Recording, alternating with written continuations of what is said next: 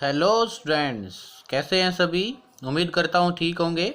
एक बार फिर से स्वागत है बेटा आपका अपने यूट्यूब चैनल पैशन केमिस्ट्री में। ठीक है, तो आज का हमारा टॉपिक रहेगा, जैसे मैंने लास्ट वीडियो के एंड में बताया था, कैटालिसिस। क्या रहेगा? कैटालिसिस। ठीक है, और हमने लास्ट वीडियो में जो डिस्कशन किया था वो क्या था बेटा? Emulsions, types of emulsions, gel, types of gel and application of colloidal solution, जो कि बहुत ही ज़्यादा इंपॉर्टेंट था आपके लिए। ठीक है, और आपकी एप्लीकेशंस बेटा पार्ट क्या रहता है, काफ़ी बार आपसे जो कॉन्सेप्चुअल क्वेश्चन पूछे जाते हैं वो ऐसे क्वेश्चन पूछने की पॉसिबिलिटी रहती है जो कि आगे आपका क्या रहे, जो आपकी जर्नली लाइफ में इंपॉर्टेंस रखे। ठीक है, तो ऐसे ही आज हम आपके लिए लेके आए हैं कैटालिसिस क्या होता है। देखो हमने जैसे ही वीडियो के स्टार्टिंग जब हमने सरफेस केमिस्ट्री स्टार्ट की, वहाँ पर मैंने डेफिनेशंस में क्या बताया था आपको? सरफेस केमिस्ट्री क्या एक सरफेस फिनोमिना है जो कि एक्सप्लेन करता है सरफेस प्रोसेस की और कैटालिसिस को। किसको? सरफेस प्रोसेस को और कैटालिसिस को। तो आज हमारा टॉपिक है ये कैटालिसिस, एंड इसके बाद रहेगा एंजाइम, और ये यूनिट हम कंप्लीट कर लेंगे। ठीक है, तो चलिए स्टार्ट करते हैं आज का हमारा लेक्चर। देखिए बेटा, कैटालिसिस क्या होता है। कैटालिसिस देखिए, मैं आपको इसको डायग्राम से समझाऊंगा। ठीक है, बहुत ही अच्छे से समझ में आएगा आपको कैटालिसिस होता क्या है। तो देखिएगा कैटालिसिस क्या होगा।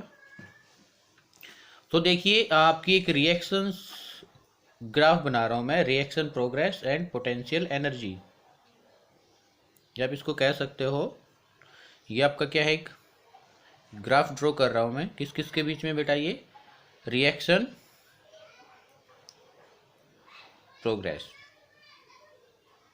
रिएक्शन प्रोग्रेस, और ये क्या है आपका? Potential energy. ठीक है, तो ये आप अज्यूम कीजिएगा कि ये जो हमारा ग्राफ है ये किसके लिए है। जैसे हमने एक रिएक्शन लिखा, फॉर्मेशन ऑफ अमोनिया। क्या है? Formation of ammonia. अमोनिया की फॉर्मेशंस के लिए अगर आप नाइट्रोजन्स को प्लस 3 मोल्स ऑफ हाइड्रोजन्स को कंबाइन कर देते हैं तो हमारा फॉर्मेशन होता है 2NH3। ठीक है, तो इस रिएक्शंस के रिगार्डिंग है ये आपका। अगर इस रिएक्शन का ग्राफ मैं आपको ड्रा कराना चाहूँ, देखो स्टार्टिंग में जो हमारी रिएक्टेंट की एनर्जी है वो बेटा इतनी है। ठीक है, कितनी है? इतनी है। और हमारा क्या है? प्रोडक्ट की एनर्जी ये डिक्रीज हो जा रही है। समझ आया है आपको क्या कह रहा हूँ मैं आपको? देखो, ये भी आपकी गैस है, हाइड्रोजन भी आपकी क्या है बेटा? गैस। और अमोनिया क्या होता है आपका? लिक्विड। तो गैस की एनर्जी क्या होती है? ज़्यादा होती है as comparison to liquid. Clear है? इसी वजह से मैंने ग्राफ कहाँ से स्टार्ट किया है? ऊपर से स्टार्ट किया है। क्लियर है इतना? तो जैसे जैसे रिएक्शंस प्रोसीड होता गया आपकी, ये इस टाइप का ग्राफ बनने लग गया बेटा। क्लियर है? देखो जैसे जैसे आपकी क्या होगा, रिएक्शन प्रोसीड करेगा, ये देखो पहले रिएक्शन कितनी थी और यहाँ पर एक क्या है, कोई ना कोई इंटरमीडिएट बनेगा। इंटरमीडिएट। और ये जो एनर्जी होती है ये यहाँ तक, ये वाली रिएक्टेंट की और इंटरमीडिएट के बीच की जो एनर्जी है, इसी को हम क्या कहते हैं? Activation energy. क्या कहेंगे बेटा इसको? हम एक्टिवेशन एनर्जी कहेंगे। ये जो मैंने ग्राफ किया है, तो एक इंटरमीडिएट क्या करेगा? ये एक्टिवेशन एनर्जी, इतनी एक्टिवेशन एनर्जी होगी, फिर कुछ टाइम के बाद ये इंटरमीडिएट कन्वर्ट होने लग जाएगा किसके साथ? किस में कन्वर्ट होने लग जाएगा बेटा? प्रोडक्ट में। ये आपका रिएक्टेंट है, ये आपका इंटरमीडिएट या ट्रांजिशन स्टेट कह सकते हैं आप इसको, आई। और ये क्या है? एक्टिवेशन एनर्जी, ई से एनर्जी, ए स्मॉल ए से क्या है? Activation energy. ठीक है, तो इस टाइप का ग्राफ आया इन दी अब्सेंस ऑफ। ये जो ग्राफ है ये क्या है? इन दी अब्सेंस ऑफ। मैं यहां पर लिख देता हूं, ये जो एक्टिवेशन एनर्जी का ग्राफ है, इन दी अब्सेंस ऑफ क्या? Catalyst. In the absence of a catalyst. लेकिन फिर मैंने क्या किया, कुछ ना कुछ इसमें कैटलिस्ट ऐड कर दिया। मैं पे शो कर दे रहा हूँ कैटलिस्ट, स्टेप बाय स्टेप बता दे रहा हूँ बेटा, बहुत ही अच्छे से समझ आएगा। बस थोड़ा सा ध्यान दीजिएगा आप। यहीं से चले प्रोसीड, और ऐसे करके हमारा रिएक्शन ये आ गया। देखो सेकंड ग्राफ, ये मैं इसको थोड़ा सा डार्क कर दे रहा हूँ ताकि आपको डिफ्रेंशिएट हो जाए। क्लियर है? तो देख पा रहे हो ये जो इसकी क्या है, ये वाली अब ये एक्टिवेशन एनर्जी है E a in presence of catalyst, in presence of catalyst. Clear हुआ? तो देख पा रहे हो आप कैटालिस्ट ने क्या किया है, एक एक्टिवेशन एनर्जी जो होती थी हमें रिक्वायरमेंट रिएक्टेंट को प्रोडक्ट में कन्वर्ट करने के लिए। अब ये एक्टिवेशन एनर्जी क्या होती है बेटा, पता है आपको? तो एक्टिवेशन एनर्जी क्या होती है, it is the minimum amount of energy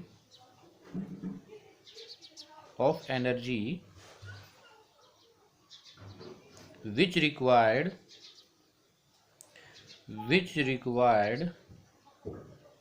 to convert reactant into product. Reactant को प्रोडक्ट में कन्वर्ट करने के लिए जो एनर्जी हमें रिक्वायर होगी उसको हम क्या कहेंगे, एक्टिवेशन एनर्जी कहेंगे। और जितनी कम होगी उतना ही हमारा रिएक्शन फास्ट मूव करेगा। तो देखो यहाँ पर पहले तो एक्टिवेशन एनर्जी आप देख पा रहे हो ज़्यादा चाहिए थी, और फिर बाद में इन प्रेजेंस ऑफ कैटलिस्ट क्या होगी, ये क्या होगी, देखो बेटा डिक्रीज होगी। ठीक है, तो जितनी कम होगी उतना ही हमारा क्या होगा, रेट ऑफ रिएक्शन इंक्रीज होगा। तो कैटलिस्ट आपका क्या होता है, समझ आया आपका? तो कैटलिस्ट क्या होता है, इसको मैं डिफाइन कर रहा हूँ अब। तो catalyst is a substance, catalyst is a substance that increases rate of reaction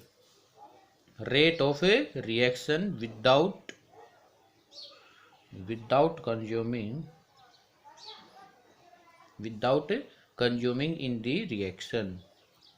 in the reaction without consuming in the reaction is known as catalyst,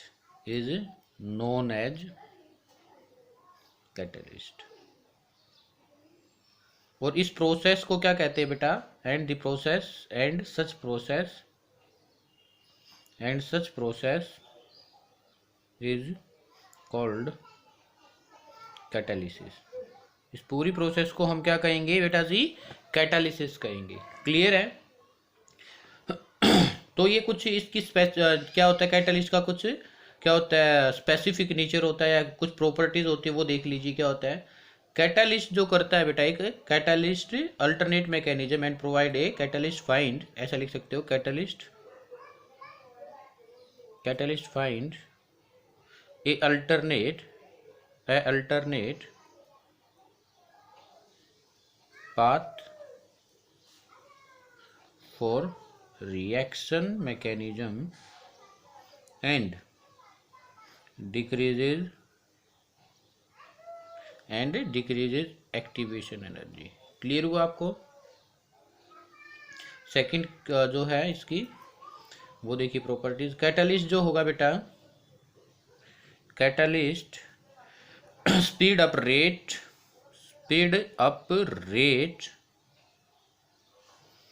of forward and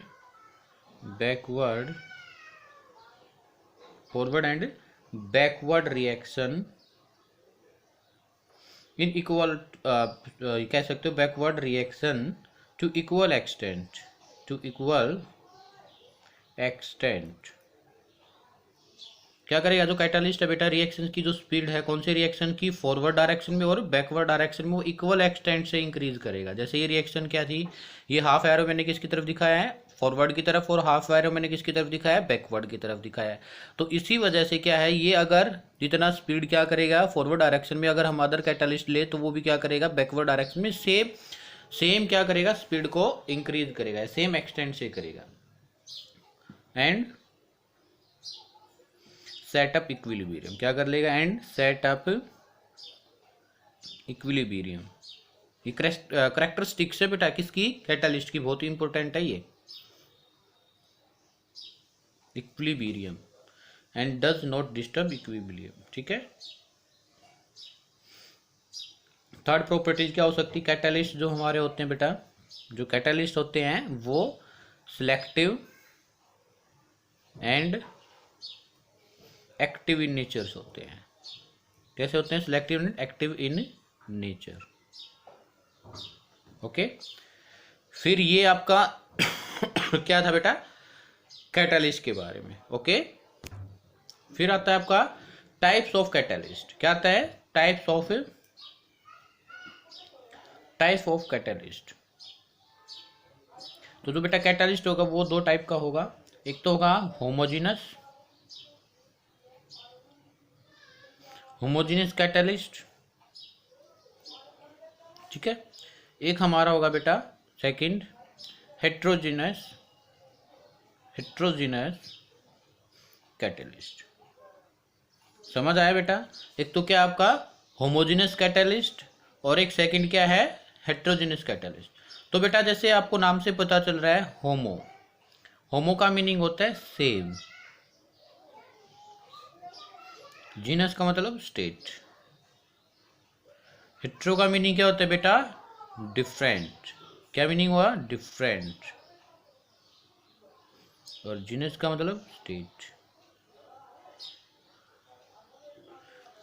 तो देखिए एग्जाम्पल्स लेता हूं। जैसे मैंने एक एग्जाम्पल्स लिया बेटा, SO2 प्लस O2 और ये हमने लिया NO नाइट्रस ऑक्साइड, ठीक है, ये और ये बना दिया मैंने SO3। तो देखिए सल्फर डाइऑक्साइड गैस होती है बेटा, ऑक्सीजन भी हमारी गैस होती है, और ये भी हमारा जो कैटलिस्ट है ये भी नाइट्रोजन ऑक्साइड, ये भी क्या होता है? गैसियस फॉर्म में होता है। और सल्फर ट्राइऑक्साइड भी क्या होता है? हमारा गैस फॉर्म में होता है। समझ आया क्या? आप इसके जो है मैंने लिखा है इससे समझ पा रहे हो? ये जो होमोजेनियस कैटलिस्ट होते हैं बेटा, ये जो होगा क्या होगा? इसमें जो हमारा reactant, product and catalyst all molecules are same phase या same state, ठीक है। if the catalyst is present in the same phase as the reactant and product is known as the homogeneous catalyst। तो किसको हम कैसे define कर सकते हैं? if the catalyst is present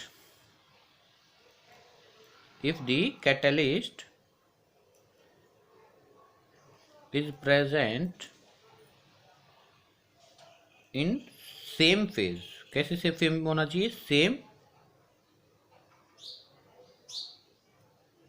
same phase, या आप इसको बोल सकते हो स्टेट, एज द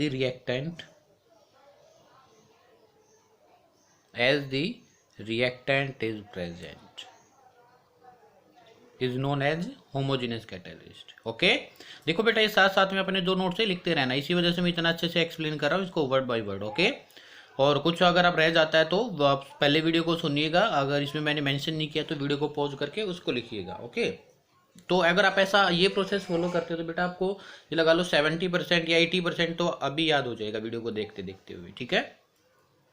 हेट्रो का मतलब क्या होगा बेटा? Different state. जैसे एग्जाम्पल्स लिया मैंने H2 प्लस N2 और यहाँ पर मैंने कैटलिस्ट डाल दिया PT and formation of 2NH3। ये भी आपका गैस होता है, हाइड्रोजन नाइट्रोजन भी आपकी गैस होती है, लेकिन प्लेटिनम क्या होगा बेटा? सॉलिड होगा। तो if the catalyst is not present, if the catalyst, यहाँ पर सिर्फ जो सेम लिखा है मैं यहाँ पर लिख रहा हूँ, if the catalyst is not present, यहाँ पर मैं अंडरलाइन कर दे रहा हूँ इसको। यहाँ पर आपको सिर्फ क्या लेना है? If the catalyst is not present in same phase as such as, जो होगा हमारा रिएक्टेंट प्रेजेंट, उसको हम क्या कहेंगे? हेट्रोजेनियस कैटलिस्ट कहेंगे, ठीक है। इसमें चलो और भी एग्जांपल्स आपके लिए बता दे रहे हैं हम। क्या होगा?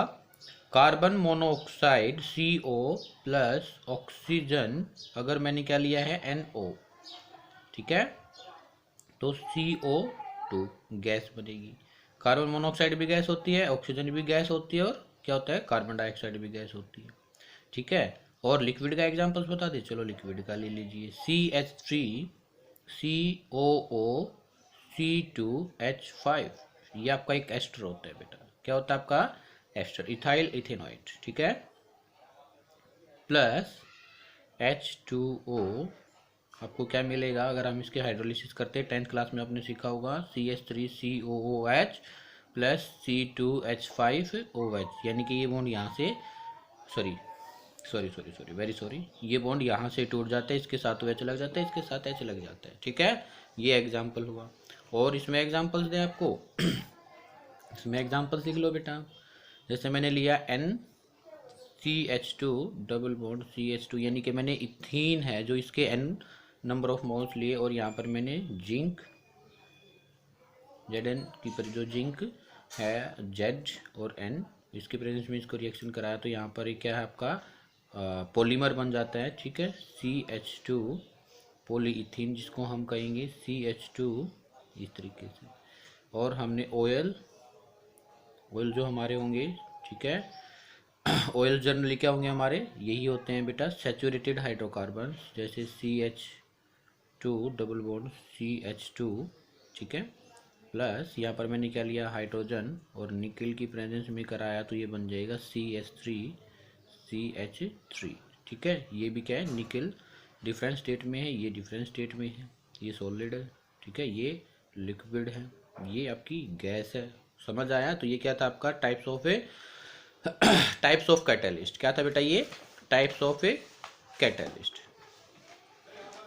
ये होमोजेनियस हेटेरोजेनियस हो गया। और एक बेस और होता है हमारा, जिसको हम कहेंगे क्या, पॉजिटिव और नेगेटिव कैटलिस्ट। पॉजिटिव कैटलिस्ट क्या होगा बेटा, वो सब्सटेंस जो कि हम क्या करें, रिएक्शंस को इंक्रीज करें, उसको हम पॉजिटिव कैटलिस्ट कहेंगे।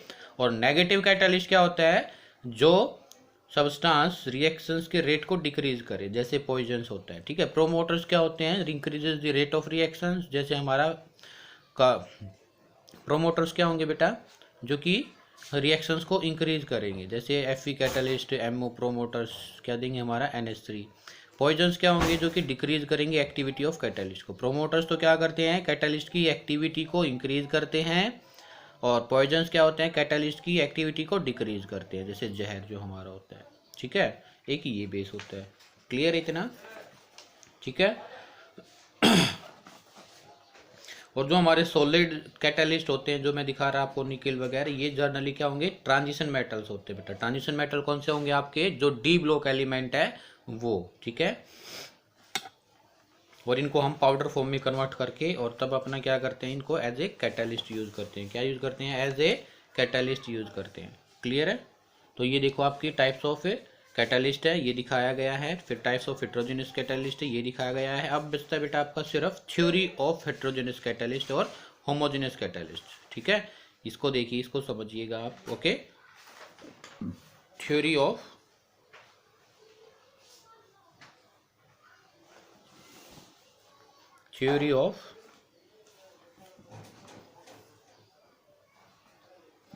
Homogeneous catalyst. तो थ्योरी क्या होगी बताइएगा, या आप इसको बोल सकते हो मैकेनिज्म। फर्स्ट आपकी बेटा जो फर्स्ट थ्योरी रहेगी वो क्या है, इंटरमीडिएट कंपाउंड्स। क्या रहेगी, इंटरमीडिएट कंपाउंड। एडजस्ट कर लेता हूं एक बार स्क्रीन को। ठीक है, हाँ देखिए, फर्स्ट जो थ्योरी आपकी वो क्या है, इंटरमीडिएट कंपाउंड फॉर्मेशन थ्योरी। दिख रहा है ना, हाँ, intermediate compound formation theory.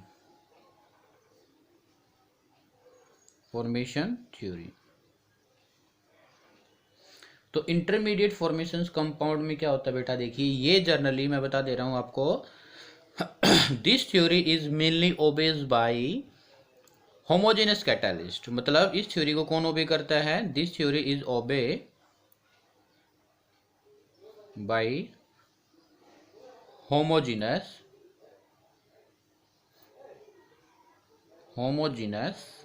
Catalyst. ठीक है, जैसे मैं आपको एग्जांपल से बता दे रहा हूं। देखो, हमने एक एग्जांपल लिया बेटा, हमने NO, जैसे एग्जांपल में, चलो पहले आपको जर्नल रिएक्शन लिख के दिखा देता हूं। SO2 प्लस O2, यहां पर हमने क्या लिया था, NO, और हमारा क्या बन गया था बेटा, 2SO3। यहाँ पर इस रिएक्शन को बैलेंस कर लीजिए। ठीक है, ये रिएक्शन बैलेंस होगी। ये भी आपका गैसियस स्टेट में है, ऑक्सीजन भी गैसियस स्टेट में है, नाइट्रोजन ऑक्साइड भी आपका क्या है, नाइट्रोजन ऑक्साइड भी गैसियस स्टेट में है, और सल्फर ट्राइऑक्साइड भी आपका क्या है, गैसियस स्टेट में है। इस प्रोसेस का एक स्पेसिफिक नेम होता है जिसको हम बोलते हैं कॉन्टैक्ट प्रोसेस। क्या कहते हैं बेटा इसको, कॉन्टैक्ट प्रोसेस, यानी कि formation of A SO3 sulphur trioxide. Okay, आप इसको पी ब्लॉक में पढ़ोगे। तो इसका मैकेनिज्म देखो पहले क्या होगा, इसका मैकेनिज्म मैंने क्या बोला था, जो थ्योरी है या इसकी जो है मैकेनिज्म है वो कैसे कैसे होगा। तो फर्स्ट है इंटरमीडिएट, ठीक है, मैकेनिज्म में, और सेकंड आपका रहेगा एडजॉर्प्शन थ्योरी। ओके, तो मैकेनिज्म में देखिए इसका ये 2 स्टेप में रिएक्शन होगा। तो फर्स्ट स्टेप में रिएक्शन क्या होगा, जो नाइट्रोजन ऑक्साइड है बेटा ये ऑक्सीजन के साथ मिलकर क्या बनाता है हमारा 2NO2। इसको रिएक्शन को बैलेंस कर लो। ये हमारा नाइट्रोजन डाइऑक्साइड है NO2। ये क्या रहता है आपका, एक इंटरमीडिएट होता है बेटा। क्या होता है ये आपका एक इंटरमीडिएट। क्लियर है इतना, इंटरमीडिएट। अब ये इंटरमीडिएट SO2 के साथ मिलकर, सल्फर डाइऑक्साइड के साथ मिलकर आपका प्रोडक्ट बनाता है जो कि होता है आपका SO3 प्लस NO। मतलब देखो यहाँ पर ऑक्सीजन कितने हैं, 2, और यहाँ पर ऑक्सीजन कितने हैं, 2। तो यहाँ पर बनने वाला क्या आपका, मैंने जर्नल रिएक्शन दिखाया था SO3। तो यहाँ से एक ऑक्सीजन किसकी तरफ चला जाएगा, इसकी तरफ चला जाएगा, और ये NO एज ए कैटलिस्ट बाहर निकल जाएगा। तो क्या कैटलिस्ट का यूज हुआ, नहीं हुआ, लेकिन इंटरमीडिएट बन करके इसने इसकी जो रिएक्शन की जो बेटा स्पीड है उसको क्या कर दिया है, इंक्रीज। इसको हम कहते हैं इंटरमीडिएट कंपाउंड फॉर्मेशन थ्योरी। और ये थ्योरी होमोजेनस कैटलिस्ट भी क्या करते हैं आपके, शो करते हैं। कौन करते हैं ये, होमोजेनस कैटलिस्ट। कौन करता है बेटा, होमोजेनस कैटलिस्ट ही शो करते हैं। क्लियर है इतना। तो इसको आप लिख ले, आप क्या है लिख सकते हो अपनी ही लैंग्वेज में, homogeneous catalyst theory is obey by homogeneous catalyst.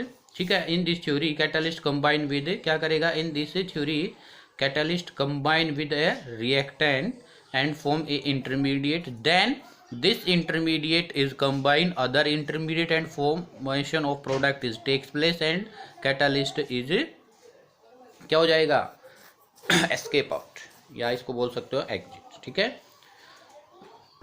ये आपकी थ्योरी थी बेटा। नेक्स्ट थ्योरी आपकी एडजॉर्प्शन थ्योरी। सेकंड थ्योरी आपकी क्या है, एडजॉर्प्शन, एडजॉर्प्शन थ्योरी। तो देखिए एडजॉर्प्शन थ्योरी है बेटा, इसको भी मैं डायग्राम से बनाकर दिखाऊंगा आपको। देखिए हमने क्या किया, कैटलिस्ट को एक पाउडर फॉर्म में कन्वर्ट कर लिया, जैसे हमने सॉलिड आपको बताया था। ठीक है, तो ये मैं आपको दिखा रहा हूं, क्या ऐसे कैटलिस्ट का सरफेस दिखा रहा है आपको। क्या दिखा रहा हूं मैं, ये कैटलिस्ट का सरफेस ऐसे कंबाइन फॉर्म में। ठीक है, क्लियर है इतना। ये मैं आपको क्या दिखाया बेटा, कैटलिस्ट सरफेस, पाउडर फॉर्म में हमने उसको क्या किया है, कन्वर्ट किया है, कैटलिस्ट सरफेस। और अब हमने क्या किया है, यहाँ पर A+B रिएक्टेंट लिया कोई भी, ये अदर स्टेट में हो सकता है, गैसियस में, लिक्विड में, लेकिन ये क्या आपका सॉलिड का कैटलिस्ट जो कि पाउडर फॉर्म में किया, और इसको सरफेस को मैंने दिखाया। तो जैसे ही क्या होगा, diffusion of reactant molecule towards catalyst surface, जैसे जैसे ये हमारा क्या आने लग जाएंगे, रिएक्टेंट कैटलिस्ट की तरफ मूव करने लग जाएंगे, तो इसको हम क्या लिख सकते हैं, diffusion of reactant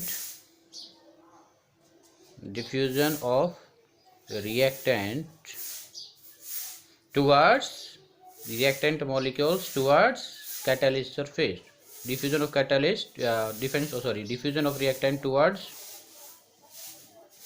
catalyst surface, यानी कि डिफ्यूजन होने लग जाएगा, ये इसकी तरफ मूव करने लग जाएंगे।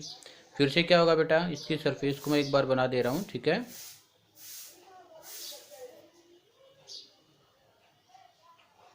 ओके, तो ये इसके पास आ जाएंगे ऐसे, बिल्कुल ये इसके पास आ गए। तो ये क्या होगा, इसमें सिर्फ जो ये आप दिखा रहे हो, जो मैं दिखा रहा हूँ आपको, कैटलिस्ट का सरफेस और आपका क्या है ये रिएक्टेंट, इनके बीच में एक लूजली बॉन्ड बनना स्टार्ट हो जाएगा बेटा। क्या बनना स्टार्ट हो जाएगा, लूजली बॉन्ड। तो लूजली का मतलब यहाँ पर कुछ ना कुछ इंटरेक्शन, यानी कि adsorption of reactant molecules forming loosely bond, adsorption of reactant adsorption of reactant, ठीक है, molecules, okay, forming lodge bond.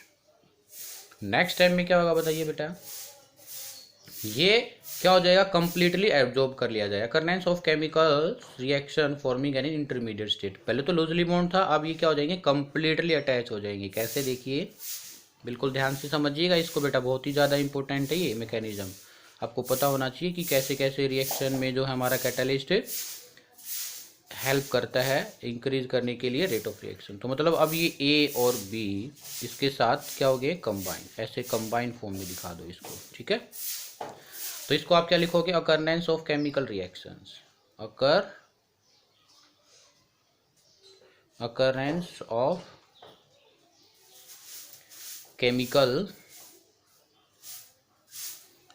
Of chemical reaction, और ये आपका क्या बन गया, एक इंटरमीडिएट एंड फॉर्म इंटरमीडिएट समझ आया। देखो पहले तो क्या किया था, कैटलिस्ट लिया और रिएक्टेंट लिया, फिर जैसे जैसे रिएक्टेंट मूव करने लगे लूजली बॉन्ड बना, और लूजली बॉन्ड के बाद क्या होगा, रिएक्शन होना स्टार्ट हो जाएगी, यानी कि ए और बी कंप्लीटली एब्जॉर्ब कर लिया जाएगा किस पर, कैटलिस्ट के सरफेस पर, और एक इंटरमीडिएट बन जाएगा, ठीक है। इसको हम बोल सकते हैं ए स्ट्रक्चर, ये हमारी बी, ये क्या हमारे सी, और इसी तरीके से एट लास्ट क्या होगा बेटा, एट लास्ट में क्या होगा, डिस ऑप्शन हो जाएगा, क्या हो जाएगा, डिस ऑप्शन, ठीक है। तो मतलब कि ये ए और बी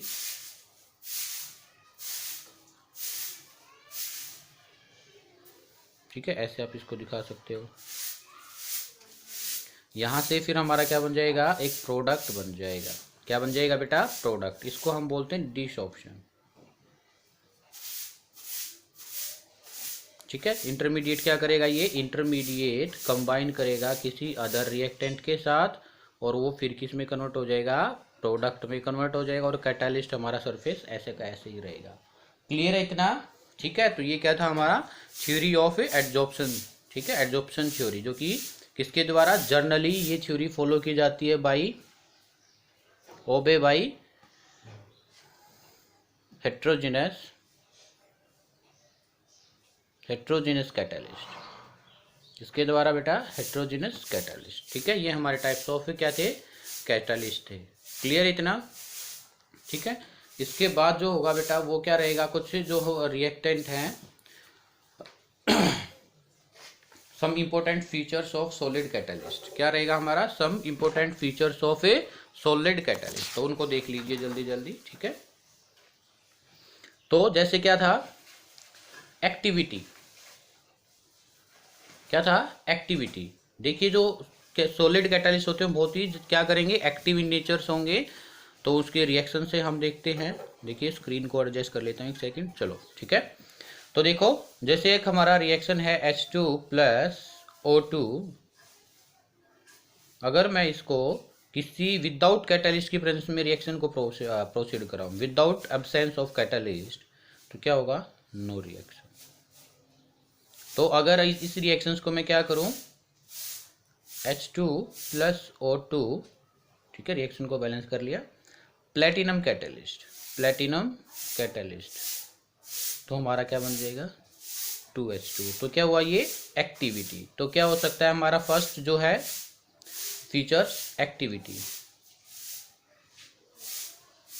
तो क्या हो सकता है बेटा, it is the ability of a catalyst to increase the rate of reactions. ये क्या है, किसी भी कैटालिस्ट की क्या है, एक एबिलिटी है जो कि क्या करता है, ROR को इंक्रीज करता है। It is the ability of a catalyst which increases rate of reaction. Second है बेटा सिलेक्टिविटी,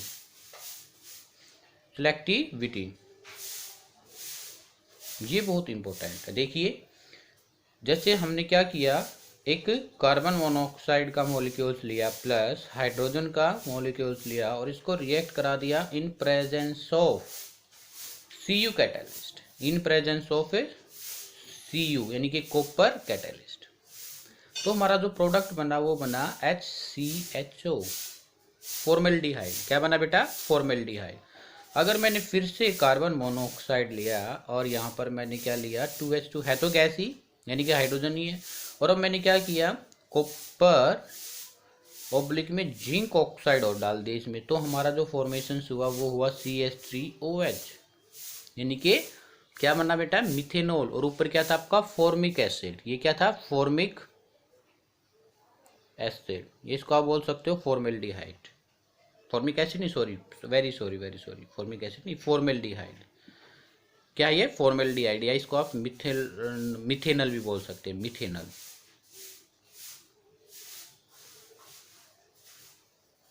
मिथेनल या क्या ये बताइए? फॉर्मेल्डिहाइड, फॉर्मिक एसिड नहीं, फॉर्मेल्डिहाइड। और ये क्या आपके पास? मिथेनॉल। तो देखा, अगर आपने कॉपर के साथ जिंक ऑक्साइड डाला है तो आपका एल्कोहल बन रहा है।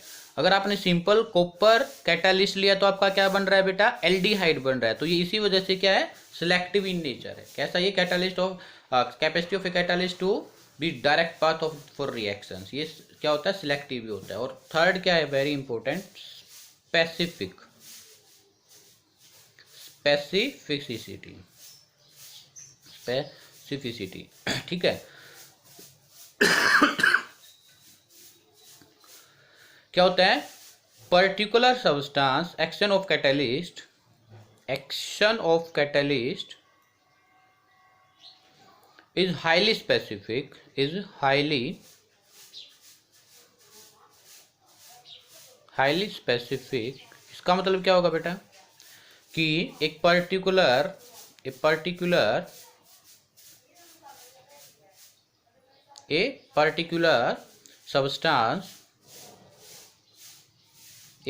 substance can act as a catalyst,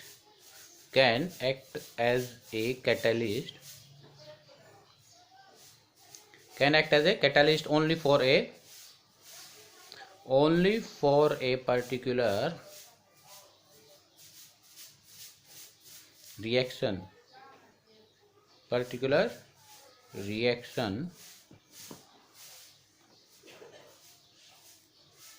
not for all reaction।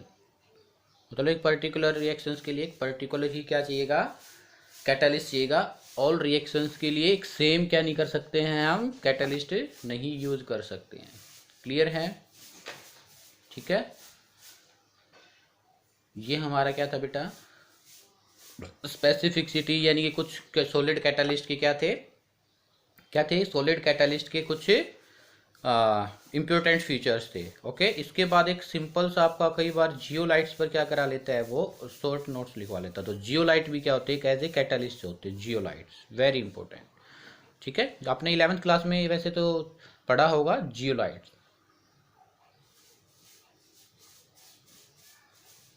तो जियोलाइट क्या होगा बेटा? जो जियोलाइट होते हैं क्या होते हैं? सोडियम, इट इज सोडियम और potassium salt of alumino silicates. ये क्या होते हैं बेटा? सोडियम और पोटासियम सॉल्ट होते हैं किसके? Alumino silicates. ठीक है। इसका जो स्क्रीन में क्या होता है? पोर होता है। क्या होता है? इनमें पोर होता है। और इस पोर का साइज जो होगा वो कितना होता है? 270 to 760 पिकोमीटर। क्या है? 270 to 760 पिकोमीटर। तो it is a sodium salt of a potassium salt of it is sodium or potassium salt of alumino silicates which have a pore and the pore size of 270 to 760 picometer। समझ आया? ठीक है। Their pore size is decide the molecules which get absorbed on them। मतलब ये जो पोर का size है ये डिसाइड करेगा क्या कि जो है हमारा कोई भी मॉलिक्यूल्स है उसको एब्जॉर्ब कर रहा है नहीं कर रहा है। समझ आया? तो क्या है? This pore size decide to absorb the molecule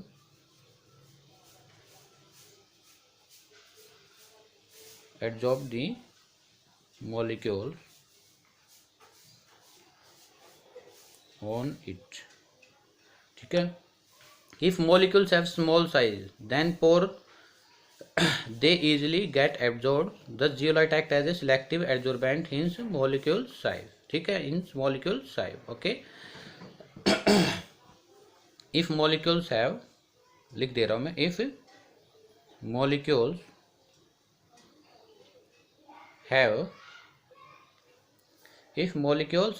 have small size then pore, अगर पोर से क्या होगा बेटा, स्मॉल साइज होगा, देन दे इजिली गेट एडजॉर्ब्ड,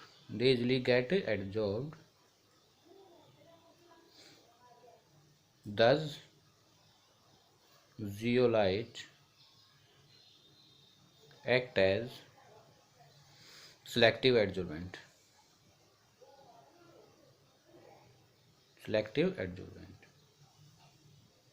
तो समझ आया आपको। अगर ये पोर से ज़्यादा बड़ा कोई भी पार्टिकल आ जाए तो क्या उसको एब्जॉर्ब कर पाएगा, नहीं कर पाएगा, वो ऐसे ही पड़ा रहेगा, समझ आया। हिंस मॉलिक्यूल से साइज, ओके। एग्जाम्पल है आपका इसका जेड जियोलाइट, ठीक है, SM5, ZSM5, तो Z for zeolite, S for size और M फॉर मॉलिक्यूल, और ये 5 का मीनिंग क्या होगा, पोरेसिटी 5, पोरेसिटी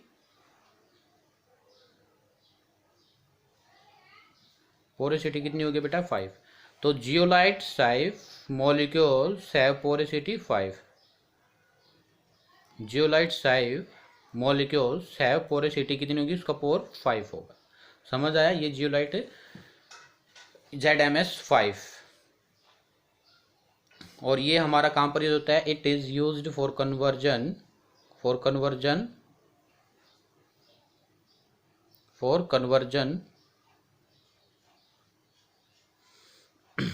किसके लिए, एल्कोहल टू हाइड्रोकार्बन,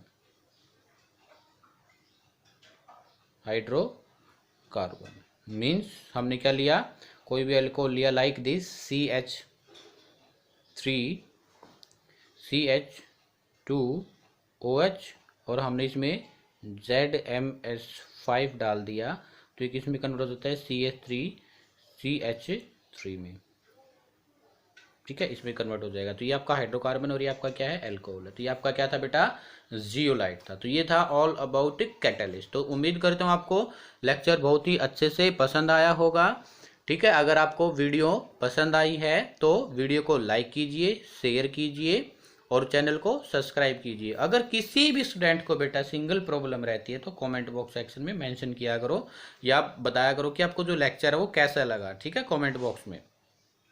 तो मिलते हैं जल्दी एक नए लेक्चर के साथ, जो कि रहेगा हमारा एंजाइम। क्या रहेगा, enzyme. It is also very important बेटा, इसमें से कैटलिस्ट में से या एंजाइम में से आपका बहुत ही ज़्यादा चांस रहता है क्वेश्चन पूछने का, और यहाँ से आपका लार्ज क्वेश्चन पूछने की पॉसिबिलिटी रहती है। देखो इससे पहले मैं आपको बता दे रहा हूँ कि 1 मार्क्स कहाँ से आ रहा है या 2 मार्क्स का कहाँ से क्वेश्चन बन रहा है, और इसमें से आपका क्या बनता है, 3 मार्क्स का क्वेश्चन बनने की पॉसिबिलिटी रहती है, या 5 मार्क्स में पार्ट में पूछ लिया जाता है आपसे किसी भी बोर्ड एग्जाम में, ठीक है। तो इस लेक्चर्स को आप बहुत ही अच्छे से क्या है समझना, और क्या है इसको अच्छे से लिखना। अगर कोई प्रॉब्लम रहती है तो मेरे को बताइएगा। मिलते हैं जल्दी ही एक नए लेक्चर के साथ, तब तक के लिए बाय बाय।